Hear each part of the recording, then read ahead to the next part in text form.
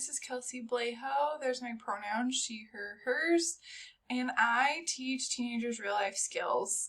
And then here's also a picture of my little family. There's my husband and our dog, Juniper. She just turned a year old and we rescued her. And then this is my husband. We've been married for a year and a half-ish, going on 2 years. Pretty much all through the pandemic, which has been awesome. A little bit more about who I am. I'm a Fort Collins, Colorado native. So born and raised, lived in Fort Collins pretty much my whole life. I'm also a pandemic teacher, basically meaning I've been teaching the whole time in the pandemic, which has been quite a whirlwind. And then the queen of acronyms I put down. CTE is Career and Technical Education, and then I'm also, within that, a Family and Consumer Science teacher. For those of you who don't know, similar to Home Ec back in the day, we've been rebranding, and so Family and Consumer Sciences is that.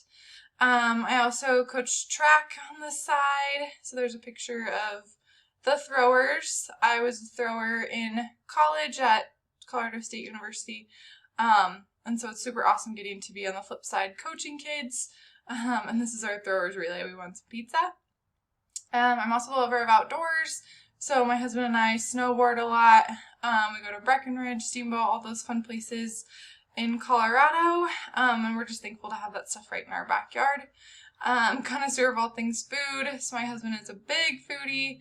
And so we love going out to eat, making good food, all that good stuff. And then, yeah, like I said, dog mom. We plan to have kids in the future, but not quite yet. Yeah, that's just a little bit about me. So some different forms of communication and reflection. We were asked to read some articles and go over some of those kind of things. So I'll go in depth of what some of my different types of communication that I use on the daily. So email, I think, is the biggest thing for me. We use that so much at our school. Staff emails, back and forth to different people. So I feel like that's the biggest thing I use a lot. Sending emails home to parents, talking to coworkers, a lot of that. And then face-to-face is a big one, and I always encourage my students to do that. So come find me in person. A lot of us teachers do that a lot, just face-to-face. One thing I love about our school is we have late start Wednesday, so we start even later on Wednesday so we can have meetings. They intentionally schedule out meetings. So like once a month we have meeting, like a whole staff meeting. Maybe we have it a couple times a month. Then we have dedicated time where we call like Rocky Connection. So we have like specified professional development time that we're supposed to meet with our group. Sorry, you can see my dog. But you can meet with our group to kind of connect with each other and then on our specific professional development. And then we also have department meeting time where we can connect with each other. So I think that face-to-face is probably the best and probably my favorite form of communication.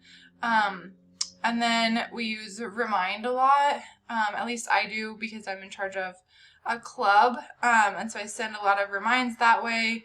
And that's usually just an account I can sign up through the school. Use that with track a lot as well. And then Google Classroom is a big thing for us. So I use that a lot. Provide comments there. Also just, connecting with students, posting comments on there, posting to the stream so students have kind of connection that way. Also, there's a connection with parents too so they can see how their student's doing. And that's provided by the school. So we use that a lot as a school. Bulletin boards, flyers, some more hard copy stuff. I post a lot in my room. We have a lot of bulletin boards that way. Instagram, social media.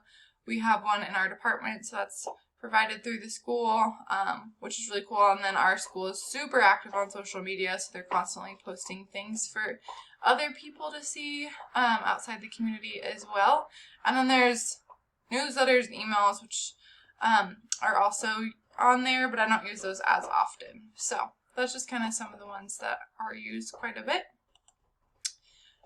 So the importance of introductions. I found these articles super fascinating, really important, because I think that first impression is kind of big, especially for like interviews and that kind of thing. So I thought it was really intriguing and really challenged kind of how I introduced myself. So I feel like I made me really reflect on how I do it, why I did it that way before. So yeah, I really enjoyed this assignment. I put on there, I usually just say I'm like a high school effects teacher, family consumer sciences, and then describe it somewhere kind of along the lines of it's like home ec, that kind of thing. So I want to spark more conversation. So want to try and add more to that and change that a little bit.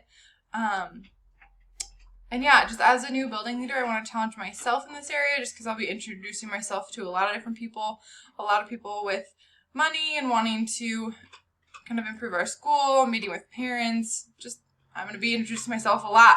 And so I want to get good at that and want people to ask more questions about who I am, what I do, that kind of thing. So some district guidelines. We have some in regards to communication. I think the biggest thing that stuck out with this is we have to use Microsoft, at least within our district. So Microsoft is our big thing that we use. And so personal information usually done through like our school email, which is more protected rather than Gmail, Google, that kind of thing.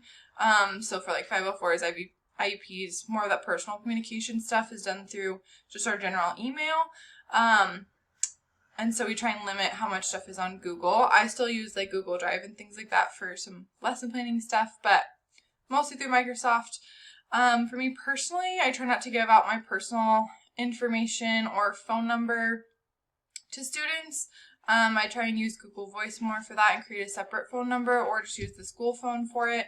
Sometimes I'll give out personal phone number, especially for like field trips for parents, for clubs, sports, that kind of thing. I'll give it out, but on the daily, I try to limit that just because work-life balance. I try not to have students texting me all the time, or parents calling me outside of school hours.